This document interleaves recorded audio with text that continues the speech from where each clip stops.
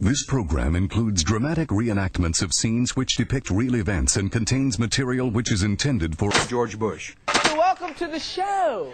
Today, more drugs are coming into America than ever before. We have the best intelligence of the world.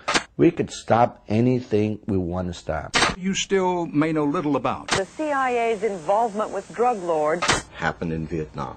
Happened in the Iran-Contra affair. This was a multi-billion-dollar business. Even more menacing, the CIA have gone into the drug trade and are trying to take over the government. It's funny. In the war on drugs, which side is the CIA on? When you think crack, don't think black. When you think crack, think CIA. Crack. The CIA. Crack. The CIA. Crack. The CIA. Crack. The CIA.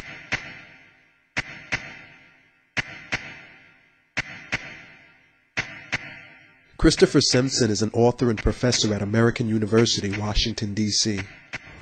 The CIA's operational directorate, in other words, that's their covert operations, paramilitary, dirty tricks, call it whatever you want, has, for at least 40 years that we can document, paid for a significant amount of its work through the sales of heroin and cocaine. It happened in Vietnam. It happened in Afghanistan. It happened in South America. It happened in the Iran-Contra affair.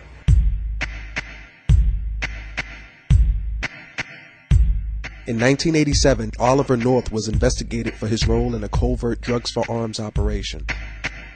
The Iran-Contra hearings proved that the CIA smuggled cocaine to fund the Nicaraguan Contra army. The intelligence agencies of this country, by God, should be involved in this battle instead of working with the scum of the earth, which they've been doing. Former DEA agent Cele Castillo discovered the CIA drug smuggling operation at Ilopango Air Force Base, El Salvador. When I started seeing all this, I started documenting and writing reports. And then I was forewarned by my supervisor that if I kept it up, I was going to kick the other country and send back because I was making waves. When I approached the ambassador in El Salvador and I told him, look, the Contras here at Ilopango Airport, your airport, they're flying drugs. They sell it, my hands are tied. It's a covert operation being run by the White House. There's nothing I can do about it. And I was devastated because I was, first of all, trying to justify what they were doing. I said, there's got to be a catch to this. There's something here that's not right. I mean, we were complicitous as a country in narcotics traffic at the same time as we're spending countless dollars in this country to try to get rid of this problem. It's mind-boggling. See, we go back, every drug trafficker that was flying for the Contras were all documented in DEA files, and yet they were getting U.S. visas to fly to the U.S. by the Central Intelligence Agency.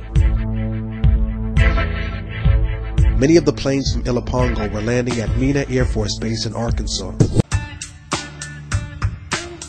Arkansas journalist Mara Leverett investigated the drug smuggling operation. A tremendous volume of cocaine was coming into the state. People wanted to know what was happening in Mena in Arkansas, and so a good deal of information had come to light. Arkansas had been the home base for this major international drug smuggler, and he had been able to operate without being stopped. In January 1986, Barry Seal was subpoenaed by the Arkansas grand jury investigation of the Mena connection. He became a government informant. My top load paid me $1.5 million for a single trip.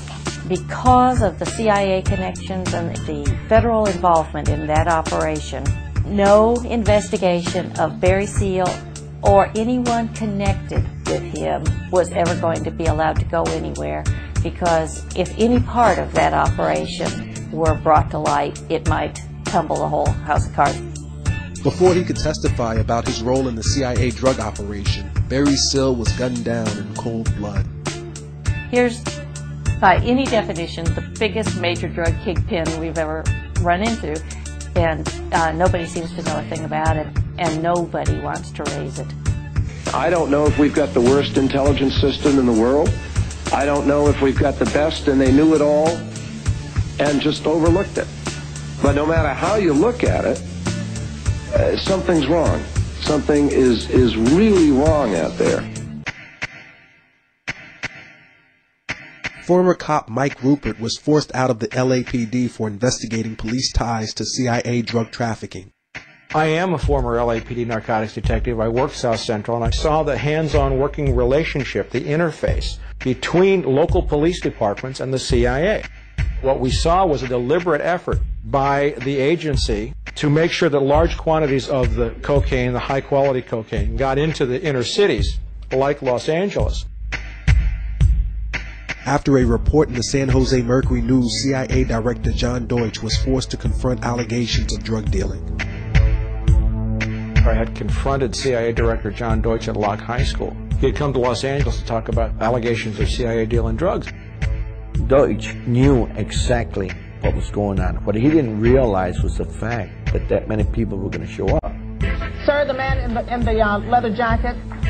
I will tell you, Director Deutsch, as a former Los Angeles police narcotics detective, that the agency has dealt drugs throughout this country for a long time. The room exploded. What I saw at that time was that there was a crying lack of knowledge in the body politic about how much evidence there really was about the criminal activities of the Central Intelligence Agency, specifically dealing drugs. Director Deutsch, I will refer you to 3 specific agency operations known as Amadeus, Pegasus, and Watchtower. I have Watchtower documents heavily redacted by the agency. I was personally exposed to CIA operations and recruited by CIA personnel who attempted to recruit me in the late 70s to become involved in protecting agency drug operations in this country. I have been trying to get this out for 18 years, and I have the evidence. If you have information about CIA illegal activity in drugs, you should immediately bring that information to wherever you want, but let me suggest 3 places. The Los Angeles Police Department,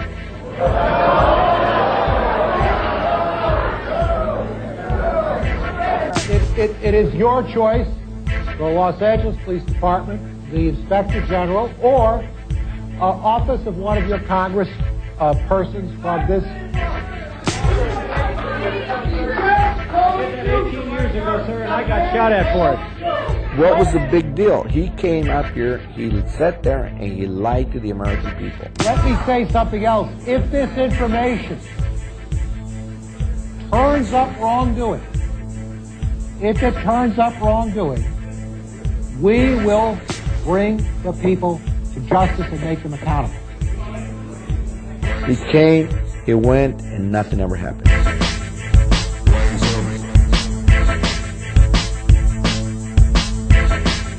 First of all, there is no such thing as the war on drugs. There never has been and never will be.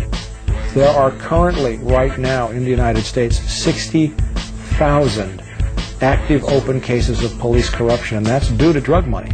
Drug money has been integral to CIA covert operations practically from the beginning of this agency.